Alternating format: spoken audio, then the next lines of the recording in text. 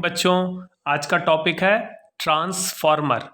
बहुत important topic है exam के लिए, वीवीआई।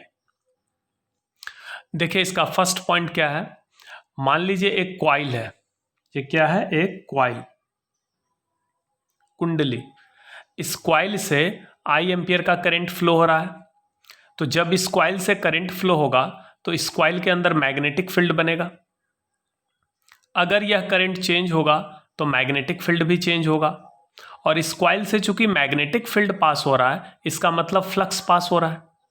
तो जब करंट चेंज होगा तो फील्ड भी चेंज होगा और फ्लक्स भी चेंज होगा।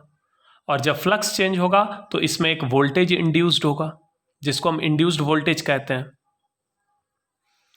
तो क्या है कॉन्सेप्ट? ये है कि अगर किसी कॉइल से फ्लो होने वाला करंट चेंज हो, डेल्टा आई का मतलब चेंज इन करंट, तो मैग्नेटिक फील्ड चेंज होगा।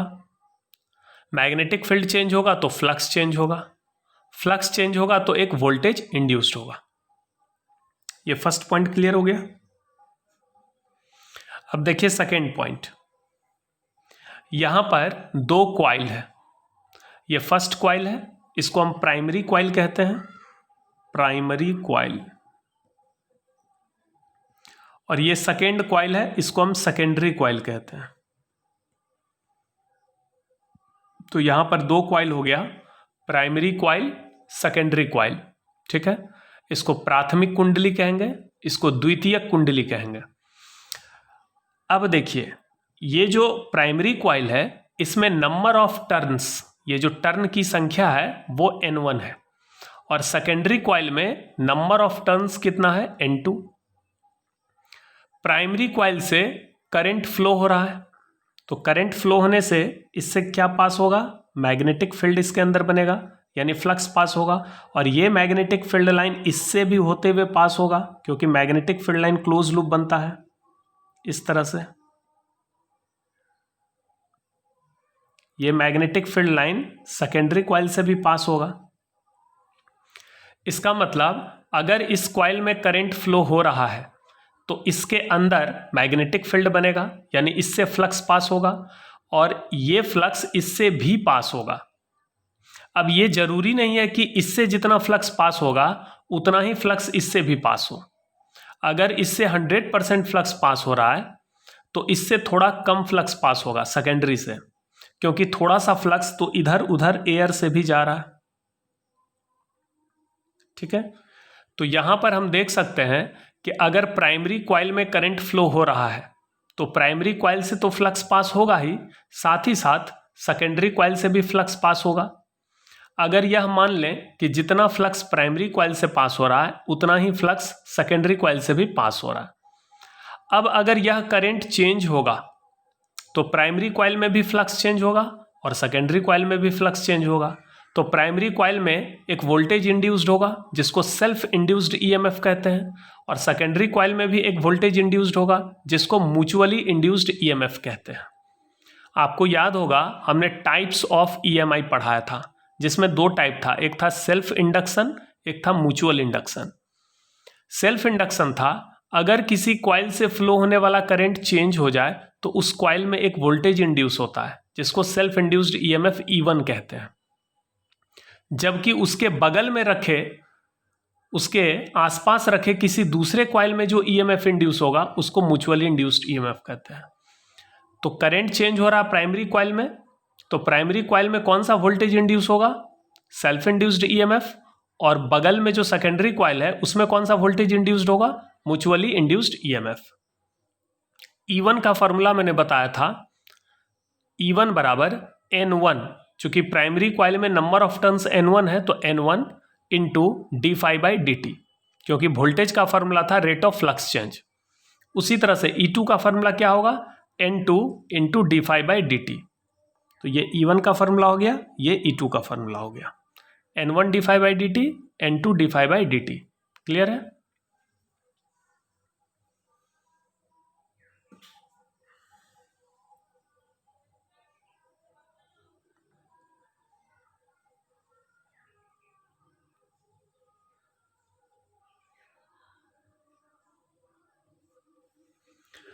ये एक ट्रांसफार्मर का फिगर है। ये देखिए ये ट्रांसफार्मर है, इसमें 2 वाइंडिंग है, वाइंडिंग का मतलब कॉइल। ये वाला कॉइल प्राइमरी कॉइल है और ये सेकेंडरी कॉइल है। प्राइमरी कॉइल में नंबर ऑफ टर्न्स N1 है, सेकेंडरी कॉइल में नंबर ऑफ टर्न्स N2 है। इसमें नंबर ऑफ टर्न्स कितना है N1 और इसमें नंबर ऑफ टर्न्स कितना है N2। प्राइमरी कॉइल को कनेक्ट किया गया है एक AC वोल्टेज सोर्स से। ये देख सकते हैं AC वोल्टेज सोर्स है। मान लीजिए इनपुट वोल्टेज V1 है। ये AC वोल्टेज चूंकि वैरी करता है तो यहाँ पर ये RMS वैल्यू मैंने कंसीडर किया है, ठीक है। तो मान लेते हैं इनपुट AC वोल्टेज कितना है V1, और इस V1 के चलते जो करंट फ्लो होगा, चूंकि AC वोल्टेज से कनेक्ट किया है तो इसमें AC करंट फ्लो होगा। तो ये AC करंट कितना फ्लो हो रहा है I1। तो यहाँ पर प्राइमरी कॉइल को मैंने किससे कनेक्ट किया, AC वोल्टेज सोर्स से, और यहाँ पर इनपुट वोल्टेज V1 है और इनपुट करंट I1 है। लेकिन ये चूंकि अल्टरनेटिंग करंट है, तो अल्टरनेटिंग करंट जब इस प्राइमरी कॉइल से फ्लो होगा तो अल्टरनेटिंग करंट का मतलब चेंजिंग करंट, करंट चेंज हो रहा है। करंट चेंज हो रहा है तो फील्ड भी चेंज होगा, फ्लक्स भी चेंज होगा। फ्लक्स चेंज होगा तो यहाँ कौन सा वोल्टेज इंड्यूस्ड होगा, E1, और वही फ्लक्स इससे भी पास होगा। अब ये क्या चीज है, ये देखिए, इसको कहते हैं soft iron core. Soft iron core, Hindi में कहेंगे नर्म लौह क्रोड। पहला तो देखिए ये जो कोर है ये सॉफ्ट आयरन का बना हुआ है। सॉफ्ट आयरन का इसलिए बना होता है ताकि यहां से भी जो भी फील्ड लाइन पास हो, वो फील्ड लाइन, चूंकि इससे करंट फ्लो हो रहा है कॉइल से तो फील्ड लाइन तो पास होगा, ये सारा का सारा फील्ड लाइन सेकेंडरी से भी पास हो। तो ये सॉफ्ट आयरन एक तरह से रास्ता प्रदान करता है, एक तरह से पाथ प्रोवाइड करता है मैग्नेटिक फील्ड लाइन को सेकेंडरी कॉइल से पास होने का। साथ ही साथ ये मैग्नेटिक फील्ड लाइन को एयर में जाने से भी बचाता है, क्योंकि आपने पढ़ा होगा सॉफ्ट आयरन एक फेरोमैग्नेटिक मटेरियल है। यह मैग्नेटिक फील्ड लाइन को अपनी ओर खींचता है, तो जो भी फील्ड लाइन एयर में जाना चाहेगा उसको ये जाने से रोकेगा, और सारा का सारा फ्लक्स जो कि प्राइमरी से पास हो रहा है वो सेकेंडरी से भी पास होगा। इसीलिए ये सॉफ्ट आयरन का बना हुआ हम लोग कोर इस्तेमाल करते हैं। लेकिन यहाँ पर देखिए एक लेयर ये है, दूसरा लेयर ये है, तीसरा लेयर ये है। यहाँ परत के ऊपर परत डाला गया है, यानी नर्म लोहे का जो ये क्रोड है ये परतदार होता है। परतदार को इंग्लिश में कहते हैं लेमिनेटेड। लेमिनेटेड को हिंदी में कहेंगे परतदार। तो सॉफ्ट आयरन का जो ये कोर होता है ये कैसा होता है, परतदार, यानी एक परत के ऊपर दूसरा, दूसरे के ऊपर तीसरा, इस तरह का परतदार कोर होता है। तो ये परतदार क्यों होता है इसका भी कारण बताएंगे, ताकि ईडी करंट लॉस को कम कर सकें, उस पर अलग से हम चर्चा करेंगे। अभी देखिए ये जो सॉफ्ट आयरन का कोर हम लोग इस्तेमाल करते हैं, इसका काम होता है कि जितना भी फ्लक्स प्राइमरी से पास हो रहा है वो सारा का सारा फ्लक्स कहाँ से पास हो, सेकेंडरी से। क्लियर है, ताकि फ्लक्स में किसी तरह का लॉस ना हो। ऐसा ना हो कि यहाँ से जितना फ्लक्स पास हुआ यहाँ से कम गुजरे, जितना यहाँ से पास हो रहा उतना ही यहाँ से पास हो रहा। अब ये देखिए चूंकि ये AC वोल्टेज सोर्स है तो ये AC करंट होगा, ये AC करंट है, इसका मतलब ये चेंजिंग करंट है। तब ये चेंजिंग करंट है तो यहाँ पर भी फ्लक्स चेंज होगा और यहाँ से भी गुजरने वाला फ्लक्स चेंज होगा। अब फ्लक्स चेंज होगा इसमें, तो इसमें सेल्फ इंड्यूस्ड EMF आएगा, और इसमें कौन सा EMF आएगा, म्यूचुअली इंड्यूस्ड EMF। तो यानी प्राइमरी कॉइल में भी एक वोल्टेज इंड्यूस होगा और सेकेंडरी कॉइल में भी वोल्टेज इंड्यूस होगा, जहां E1 का फॉर्मूला हो जाएगा N1 d∅dt, E2 का फॉर्मूला होगा N2 d∅dt। यहां पर भी फाई है, यहां पर भी फाई है, इसका मतलब जो फ्लक्स यहां से पास हो रहा है वही फ्लक्स यहां से भी पास हो रहा है।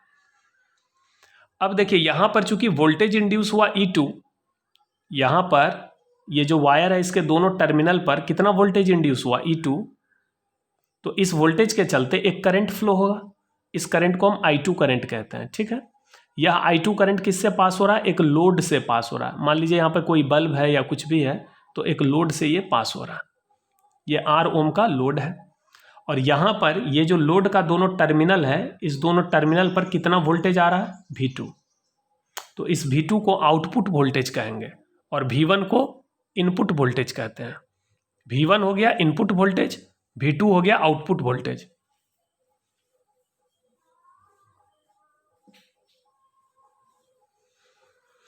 V1 हो गया इनपुट वोल्टेज, V2 हो गया आउटपुट वोल्टेज। E1 हो गया सेल्फ इंड्यूस्ड EMF, E2 हो गया म्यूचुअली इंड्यूस्ड EMF। N1 हो गया number of turns in the primary coil, N2 हो गया number of turns in the secondary coil. I1 को कहेंगे प्राइमरी करंट, I2 को कहेंगे सेकेंडरी करंट, या इसको इनपुट करंट भी कह सकते हैं, इसको आउटपुट करंट भी कह सकते हैं। अब देखिए यहां पर ट्रांसफार्मर में बहुत तरह का एनर्जी लॉस होता है। ट्रांसफार्मर में जो एक्चुअल ट्रांसफार्मर हम लोग देखते हैं उसमें बहुत तरह का एनर्जी लॉस होता है। जैसे समझिए ये जो वाइंडिंग है, ये जो कॉइल है आपका प्राइमरी कॉइल, ये कॉइल चूंकि मेटल के वायर का है, किसी धात्विक तार का बना हुआ ये कॉइल है, तो जब कॉइल से करंट पास होगा तो वो गर्म होगा, यानी कुछ ना कुछ हीट एनर्जी लॉस होगा। साथ ही साथ ये जो कोर है सॉफ्ट आयरन का बना हुआ, ये भी गर्म होता है। ये दो कारणों से गर्म होता है। पहला कारण है कि देखिए यहाँ पर क्या है कि फ्लक्स जो है लगातार चेंज हो रहा है। ये चूंकि अल्टरनेटिंग करंट है, करंट बढ़ रहा है घट रहा है, डायरेक्शन चेंज हो रहा है, तो फील्ड भी क्या होगा, बढ़ेगा घटेगा, डायरेक्शन चेंज होगा, यानी फ्लक्स भी क्या होगा, बढ़ेगा घटेगा, डायरेक्शन चेंज होगा। तो जैसे ये करंट अल्टरनेटिंग है, इस तरह का करंट है, तो मैग्नेटिक फील्ड भी अल्टरनेटिंग होगा और मैग्नेटिक फ्लक्स भी अल्टरनेटिंग होगा। तो फ्लक्स क्या होगा, पहले इस डायरेक्शन में फ्लो होगा, बढ़ते जाएगा, फिर घटते जाएगा, फिर उल्टा डायरेक्शन में फ्लो होगा। तो बार बार ये क्या हो रहा है, फ्लक्स चेंज हो रहा है। तो फ्लक्स चेंज होने से क्या होगा, ये जो मेटल का प्लेट है जिसको आप सॉफ्ट आयरन कोर कह रहे हैं, ये देख रहे हैं मेटल का प्लेट है, इसमें ईडी करंट इंड्यूस हो जाएगा। ईडी करंट मैंने बताया था साइक्लिक करंट होता है। इस ईडी करंट के कारण ये काफ़ी गर्म हो जाएगा। ये जो कोर है सॉफ्ट आयरन का बना हुआ, ये काफ़ी गर्म होगा। पहले ये समझिए कि ये सॉफ्ट आयरन का कोर क्यों यूज़ करते हैं। ये सॉफ्ट आयरन का कोर इसलिए यूज़ करते हैं ताकि जो भी फ्लक्स आपका प्राइमरी कॉइल से पास हो रहा है वो सेकेंडरी से भी पास हो जाए, ठीक।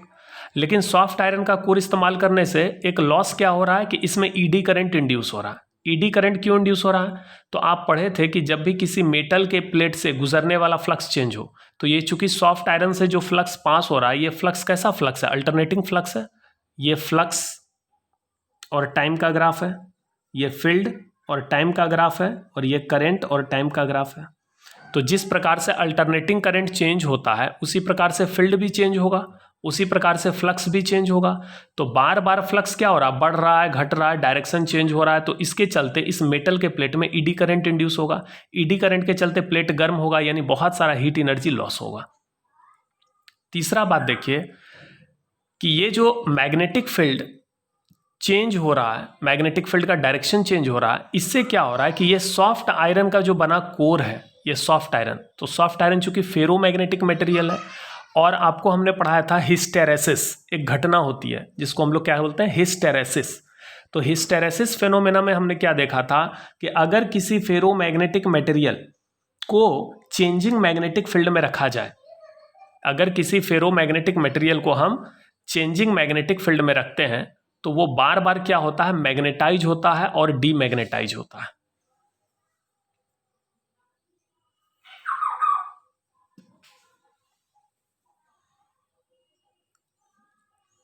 जैसे ये सॉफ्ट आयरन का बना कोर है, इससे जो मैग्नेटिक फील्ड लाइन पास हो रहा है, वो मैग्नेटिक फील्ड क्या हो रहा है, पहले बढ़ रहा है, फिर घट रहा है, फिर डायरेक्शन चेंज हो रहा है। तो बार बार ये सॉफ्ट आयरन का बना कोर क्या हो रहा है, मैग्नेटाइज हो रहा है। चूंकि ये लोहा का बना हुआ है ना, नर्म लोहे का, तो नर्म लोहे से जब चुंबकीय क्षेत्र गुजरेगा तो ये तो मैग्नेटाइज होगा, चुंबकित होगा, और फिर मैग्नेटिक फील्ड जब जीरो होगा तो ये डीमैग्नेटाइज होगा, फिर मैग्नेटाइज होगा, डीमैग्नेटाइज होगा। तो इसके कारण क्या होता है, ये गर्म होता है, जिसको हिस्टेरेसिस लॉस कहते हैं। तो इस प्रकार से बहुत तरह का एनर्जी लॉस होता है एक्चुअल ट्रांसफार्मर में। लेकिन अगर सारे तरह के लॉस को हम जीरो माने तो उस ट्रांसफार्मर को हम आइडियल ट्रांसफार्मर कहते हैं। आइडियल ट्रांसफार्मर को हिंदी में आदर्श ट्रांसफार्मर कहेंगे। आइडियल ट्रांसफार्मर को क्या कहेंगे, आदर्श ट्रांसफार्मर। आइडियल ट्रांसफार्मर को कहते हैं आदर्श ट्रांसफार्मर। तो आदर्श ट्रांसफार्मर क्या है, वैसा ट्रांसफार्मर जिसमें किसी तरह का एनर्जी लॉस नहीं होता, उसको हम आइडियल ट्रांसफार्मर कहते हैं। ठीक है। लेकिन एक्चुअल में दुनिया का कोई भी ट्रांसफार्मर आइडियल नहीं होता, सारे ट्रांसफार्मर में कुछ ना कुछ एनर्जी लॉस होता है। लेकिन हम यहाँ पर जो थ्योरी पढ़ रहे हैं इसमें मान के चल रहे हैं कि ये आइडियल ट्रांसफार्मर है। तो अगर ये आइडियल ट्रांसफार्मर है तो इसका मतलब इस वायर से जो करंट पास हो रहा है तो ये वायर गर्म होगा और इसमें कितना एनर्जी लॉस होगा, पावर लॉस जिसको बोलते हैं I²R। पावर का मैंने 3 फार्मूला पढ़ाया था आपको, इलेक्ट्रिकल पावर का 3 formula, VI, V²/R, I²R। I²R power का ऐसा यूनिट क्या होता है, वाट। वाट का मतलब होता है जूल पर सेकेंड। तो अगर इस तार का प्रतिरोध, अगर प्राइमरी कॉइल का रेसिस्टेंस R मान लिया जाए और इससे I करंट फ्लो हो रहा है तो I²R पर सेकेंड इतना जूल एनर्जी लॉस होगा, हीट एनर्जी लॉस होगा। इसको हम कॉपर लॉस कहते हैं। चूंकि ये वायर कॉपर का बना होता है इसलिए इस लॉस को हम क्या बोलते हैं, कॉपर लॉस। हिंदी में बोलते हैं ताम्र क्षय। ताम्र क्षय, ताम्र क्षय क्या होता है, व्हाट इज कॉपर लॉस। तो लिखिएगा कि इन ए ट्रांसफार्मर, किसी ट्रांसफार्मर में 2 वाइंडिंग होते हैं, प्राइमरी वाइंडिंग और सेकेंडरी वाइंडिंग। ये वाइंडिंग कॉपर के बने होते हैं और जब इस वाइंडिंग से करंट पास होता है तो इसमें कितना लॉस होता है, I²R। ये पर सेकेंड इतना जूल हीट एनर्जी बर्बाद होता है, नष्ट होता है। इसी लॉस को हम लोग कॉपर लॉस कहते हैं। साथ ही साथ एक लॉस होता है ईडी करंट लॉस और एक लॉस होता है हिस्टेरेसिस लॉस। और देखिए एक और लॉस होता है, अगर ये जो आपका कोर है ये लैमिनेटेड है, इसको देख रहे हैं परतदार, एक परत के ऊपर दूसरा, दूसरे के ऊपर तीसरा, इस तरह से कई परत में ये बना हुआ होता है। ये परतदार इसलिए होता है ताकि ईडी करंट लॉस को कम किया जा सके। अगर ये परतदार नहीं होगा तो ईडी करंट का वैल्यू बहुत ज़्यादा होगा और उससे होने वाला लॉस भी बहुत ज़्यादा होगा। यानी अगर ये परतदार नहीं होगा तो ये कोर काफ़ी गर्म हो जाएगा।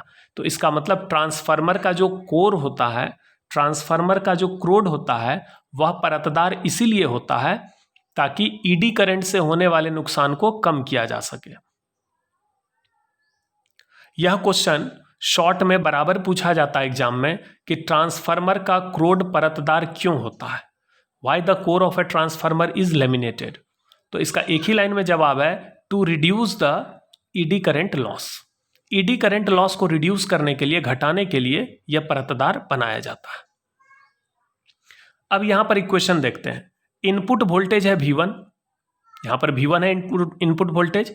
अगर हम कॉपर लॉस या सभी प्रकार के लॉस को 0 माने, यानी अभी जो हम थ्योरी पढ़ा रहे हैं बिल्कुल आइडियल ट्रांसफार्मर का पढ़ा रहे हैं, तो जितना इनपुट वोल्टेज V1 है उतना ही यहां पर इंड्यूस्ड EMF E1 होगा। यानी V1 बराबर क्या हो जाएगा, E1, और E1 का वैल्यू होगा N1 d∅dt। उसी तरह से यहां पर जो म्यूचुअली इंड्यूस्ड EMF है E2, ये E2 किसके बराबर होगा, आउटपुट वोल्टेज V2। अगर इस वायर में होने वाले लॉस को हम नेग्लेक्ट करें, 0 मान लें, क्योंकि आइडियल ट्रांसफार्मर का केस लेके चल रहे हैं, तो E2 बराबर क्या हो जाएगा, V2।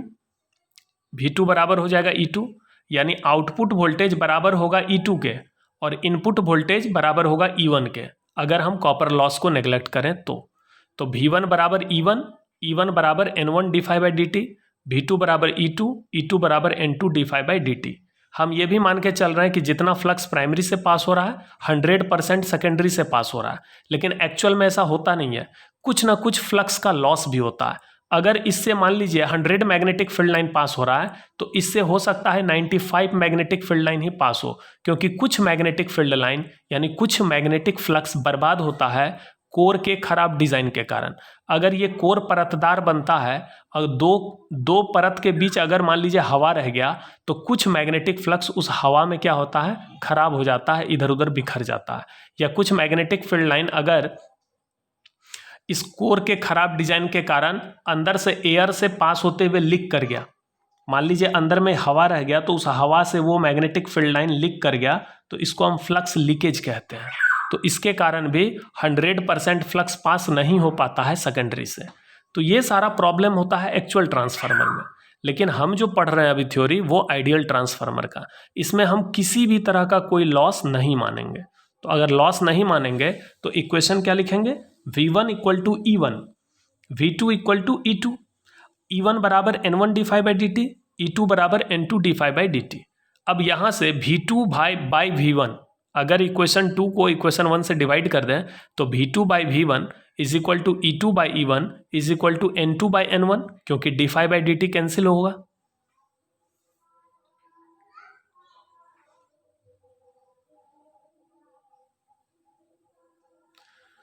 तो यहां से क्या मिल गया, V2/V1 is equal to N2/N1, ये पहला इक्वेशन मिल गया। अब देखिए, आइडियल ट्रांसफार्मर में पावर लॉस तो हम लोग जीरो मानते हैं। पावर लॉस अगर जीरो होगा तो इसका मतलब इनपुट पावर बराबर होगा आउटपुट पावर के। तो इनपुट पावर क्या होगा, V1/I1, और आउटपुट पावर क्या होगा, V2/I2।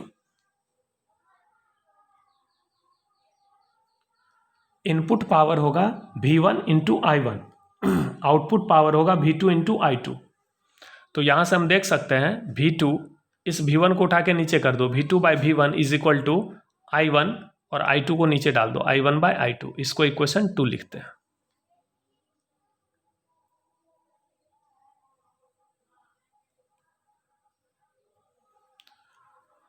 From equation 1 and 2, equation 1 और 2 से हमको क्या मिलता है, V2/V1 is equal to N2/N1 is equal to I1/I2।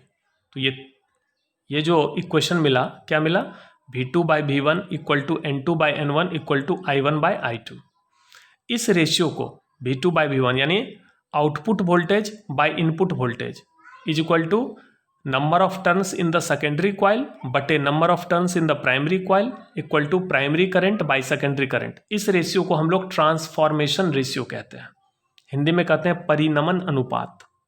कौन सा अनुपात, परिनमन अनुपात, ट्रांसफॉर्मेशन रेशियो।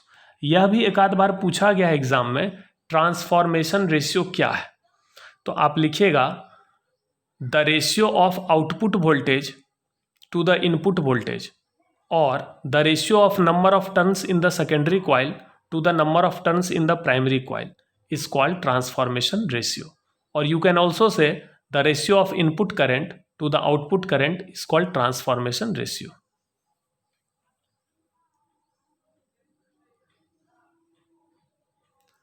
अब देखिए, ट्रांसफार्मर दो टाइप का होता है। एक होता है स्टेप अप ट्रांसफार्मर। कौन सा ट्रांसफार्मर, स्टेप अप। और एक होता है step down transformer. Step up transformer voltage को बढ़ाता है और स्टेप डाउन ट्रांसफार्मर वोल्टेज को घटाता है। यानी स्टेप अप ट्रांसफार्मर किसको कहेंगे, वैसा ट्रांसफार्मर जो इनपुट वोल्टेज को बढ़ाता है, यानी जिसमें कि जैसे कि आप देख सकते हैं यहां पर ये इनपुट वोल्टेज है V1, आउटपुट वोल्टेज है V2। तो स्टेप अप उसको कहेंगे जिसमें V2 का मान अधिक हो, किससे, V1 से। मान लो V1 है 10 वोल्ट और V2 आ गया 80 वोल्ट, इसका मतलब 8 गुना बढ़ गया। ठीक है, 8 गुना बढ़ गया, तो इसको हम स्टेप अप कहेंगे। लेकिन अगर उल्टा हो जाए, V1 हो जाए 80 वोल्ट और V2 हो जाए 10 वोल्ट, यानी इनपुट ज़्यादा है लेकिन आउटपुट कम है, तो चूंकि आउटपुट वोल्टेज हमको कम मिल रहा है इसलिए इसको कहेंगे स्टेप डाउन ट्रांसफार्मर। तो स्टेप अप ट्रांसफार्मर में क्या होता है कि वह इनपुट वोल्टेज का मान बढ़ाता है, और स्टेप डाउन में क्या होता है, इनपुट वोल्टेज घटता है। लेकिन अब देखिए यहाँ पर V2/V1 बराबर क्या है, I1/I2। ये उल्टा प्रोपोर्शनल है, यहाँ 2/1 है, यहाँ 1/2 है। इसका मतलब वोल्टेज और करंट दोनों उल्टा प्रोपोर्शनल है।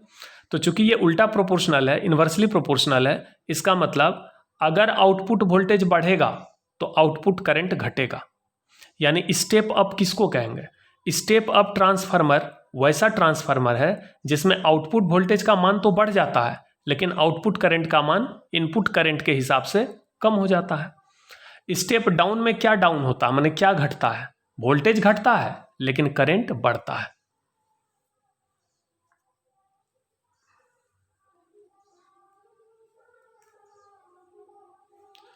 तो यहां पर मैंने लिखा है if N2 greater than N1। अगर मान लीजिए सेकेंडरी कॉइल में टर्न की संख्या प्राइमरी कॉइल के टर्न की संख्या से अधिक हो, यानी N2 बड़ा हो N1 से, तो क्या होगा, V2 ग्रेटर देन V1 होगा। यहां से देखिए, अगर N2 बड़ा होगा N1 से तो V2 बड़ा होगा V1 से, लेकिन I1 बड़ा होगा I2 से। तो इसका मतलब हो गया स्टेप अप ट्रांसफार्मर वैसा ट्रांसफार्मर जिसमें सेकेंडरी कॉइल में ज़्यादा टर्न हो, किससे? प्राइमरी से, यानी जिसमें वोल्टेज का मान, आउटपुट वोल्टेज का मान इनपुट वोल्टेज से ज़्यादा हो, यानी आउटपुट करंट कम हो, इसको हम स्टेप अप कहेंगे। अच्छा, वैसा ट्रांसफार्मर जिसमें सेकेंडरी कॉइल में टर्न की संख्या प्राइमरी से कम हो, यानी N2 लेस देन N1। मान लो प्राइमरी कॉइल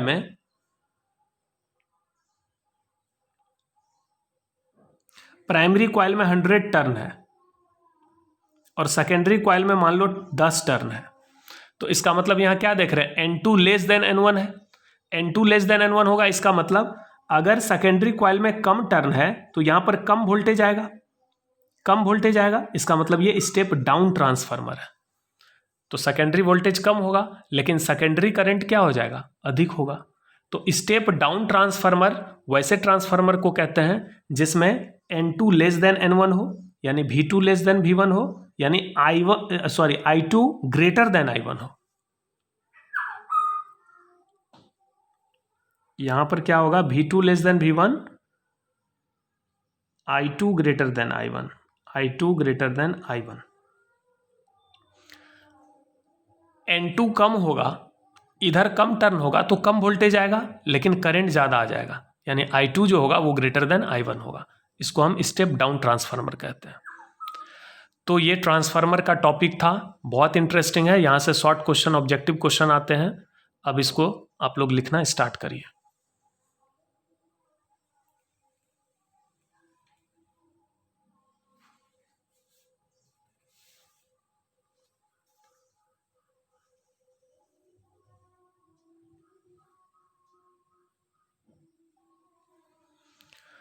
ट्रांसफार्मर, ये ट्रांसफार्मर का फिगर है। ये आपका लैमिनेटेड कोर है, यानी परतदार कोर जो सॉफ्ट आयरन का बना होता है।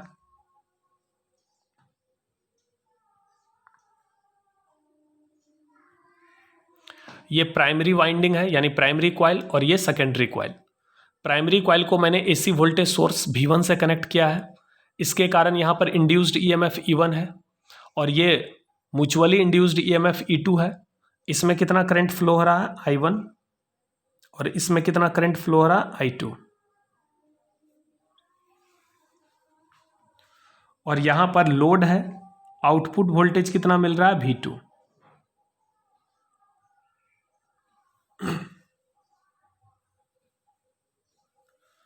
It is a device which increases or decreases the voltage in AC circuit through mutual induction। यह एक ऐसा डिवाइस है जो AC सर्किट में वोल्टेज को बढ़ाता है या घटाता है म्यूचुअल इंडक्शन के जरिए से। इट कंसिस्ट ऑफ 2 कॉइल, इसमें 2 कॉइल हैं, प्राइमरी एंड सेकेंडरी। इसको हम प्राइमरी कॉइल कहेंगे, इसको सेकेंडरी कॉइल कहते हैं।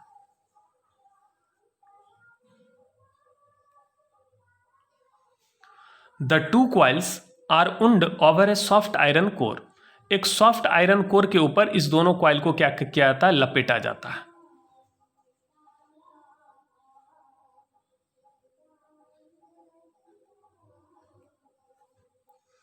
When an AC voltage is applied across the terminals of the primary। जब प्राइमरी के टर्मिनल को हम AC वोल्टेज सोर्स से कनेक्ट करते हैं, AC करंट इज प्रोड्यूस्ड। तो प्राइमरी कॉइल में AC करंट प्रोड्यूस होता है। This AC current produces an alternating flux which passes through और links both primary and secondary.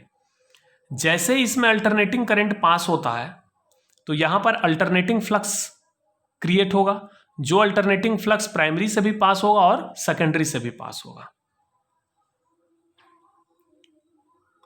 This flux produces self-induced EMF E1 in the primary and mutually induced EMF E2 in the secondary। तो primary में यह self induced EMF E1 produce करता है और secondary में mutually induced EMF E2 produce करता है। E1 का फॉर्मूला होगा N1 डिफाइड बाई dt, E2 का फॉर्मूला होगा N2 डिफाइड बाई dt। तो यहां से E2 बाई E1, E2 को जब E1 से डिवाइड करेंगे तो वह N2 बाई N1 के बराबर होगा।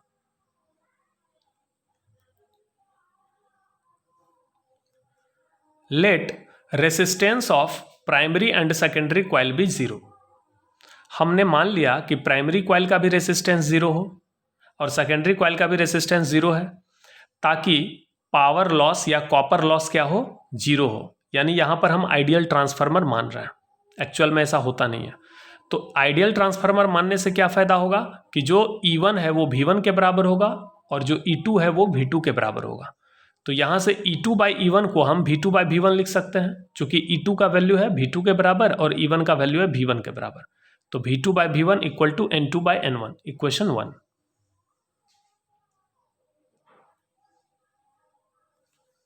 Late power loss in the transformer is zero. मान लेते हैं ट्रांसफार्मर में कोई तरह का पावर लॉस नहीं हो रहा है, यानी आइडियल ट्रांसफार्मर मान रहे हैं।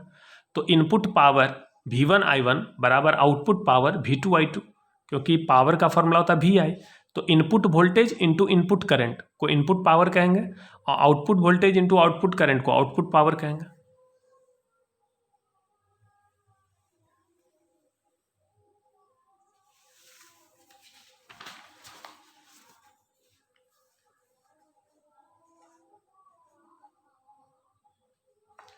तो V1I1 इक्वल टू V2I2, यहाँ से मिल गया V2/V1 equal to I1/I2, equation 2। From equation 1 and 2 V2/V1 equal to N2/N1 equal to I1/I2। इस रेशियो को हम K कहते हैं, यानी transformation ratio for an ideal transformer. यह जो रेशियो, यह जो फॉर्मूला मैंने निकाला है, ये आइडियल ट्रांसफार्मर पर ही काम करेगा, क्योंकि ये सारा कंडीशन हमने आइडियल के लिए माना है। Power loss zero, input power बराबर आउटपुट पावर।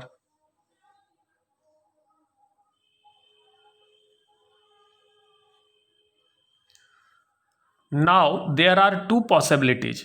अब दो संभावना है। पहला, अगर N2 बड़ा हो जाए N1 से, यानी सेकेंडरी कॉइल में टर्न की संख्या अधिक हो प्राइमरी से, तो सेकेंडरी वोल्टेज बड़ा होगा प्राइमरी से और सेकेंडरी करंट छोटा होगा प्राइमरी करंट से, तो इसको हम स्टेप अप ट्रांसफार्मर कहेंगे। पूछा जाता है एग्जाम में स्टेप अप ट्रांसफार्मर क्या है, तो वैसा ट्रांसफार्मर जो वोल्टेज को बढ़ाता है उसको स्टेप अप कहते हैं, और जो करंट को घटाता है। और स्टेप डाउन क्या करता है, जो वोल्टेज को डाउन करता है, यानी जो वोल्टेज को घटाता है लेकिन करंट को बढ़ाता है। If N2 less than N1 then V2 less than V1 and I2 greater than I1, this transformer is called step down transformer.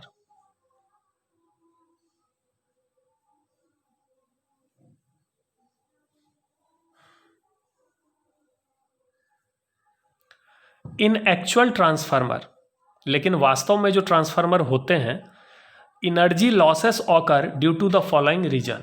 तो निम्नलिखित कारणों से उसमें इनर्जी लॉस होते हैं। पहला है flux leakage due to poor design of core के खराब डिजाइन के कारण, और air gaps in the core, या कोर में जो एयर गैप होते हैं उसके कारण, the total flux of the primary does not pass through the secondary, hence some flux loss occurs. तो जो प्राइमरी का टोटल फ्लक्स है वो सेकेंडरी से पास नहीं होता, इसलिए कुछ फ्लक्स लॉस होता है। दूसरा है resistance of the coil. Due to resistance of the coil, primary coil secondary coil दोनों में रेसिस्टेंस होता है, तो हीट I²R इज प्रोड्यूस्ड, यानी हर एक सेकेंड में इतना हीट एनर्जी निकलेगा, विच काउजेस एनर्जी लॉस, जिसके चलते एनर्जी लॉस होता है।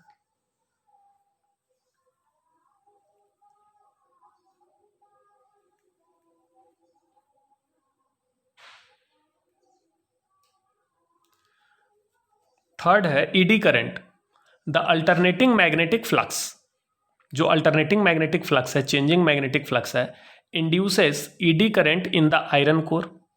तो वो changing magnetic flux iron core में क्या इंड्यूस करता है, eddy current, and causes heating, और उसके कारण वो क्या होता है, गर्म होता है। The effect is reduced by using A laminated iron core. इस इफेक्ट को हम कम कर सकते हैं अगर हम परतदार लोहे का कोर यूज करें तो। चौथा है hysteresis, the magnetization of the core. वो जो सॉफ्ट आयरन का कोर होता है वह तो बार बार क्या होता है, मैग्नेटिक फील्ड के बढ़ने घटने से बार बार वो मैग्नेटाइज होता है, डीमैग्नेटाइज होता है, इससे भी कोर गर्म होता है। इस लॉस को हिस्टेरेसिस लॉस कहते हैं। The magnetization of the core is repeatedly reversed by the alternating magnetic field. जो आपका अल्टरनेटिंग मैग्नेटिक फील्ड है, चूंकि एसी करंट फ्लो रहा है प्राइमरी में, तो हर जगह जो मैग्नेटिक फील्ड होगा, प्राइमरी और सेकेंडरी दोनों से तो अल्टरनेटिंग मैग्नेटिक फील्ड पास होगा, और वह सॉफ्ट आयरन कोर बार बार क्या होगा, उस फील्ड के कारण बार बार मैग्नेटाइज होगा, डीमैग्नेटाइज होगा, तो मैग्नेटाइजेशन उसका बार बार क्या हो रहा है, रिवर्स हो रहा है। तो इसके चलते this process involves loss of energy. तो इस प्रोसेस में क्या होता है कि वो कोर गर्म होता है, यानी एनर्जी का लॉस होता है, which appears as heat in the core, जिसके कारण कोर गर्म होता है। तो यहां पर ट्रांसफार्मर टॉपिक खत्म हो गया। और यह भी क्वेश्चन बराबर आता है कि ट्रांसफार्मर में कितने टाइप के लॉस होते हैं। तो आपको लिखना है ट्रांसफार्मर में 4 प्रकार के लॉस होते हैं। तो मेनली 4 टाइप का लॉस है। कौन कौन सा लॉस है? एक होता है फ्लक्स लीकेज, फर्स्ट पॉइंट देख लीजिए, फ्लक्स लीकेज। दूसरा है ये फ्लक्स लीकेज। दूसरा है कॉपर लॉस। इस लॉस को क्या कहते हैं? Copper loss. This loss is called copper loss. तीसरा है ईडी करंट लॉस और चौथा है हिस्टेरेसिस लॉस। क्लियर है?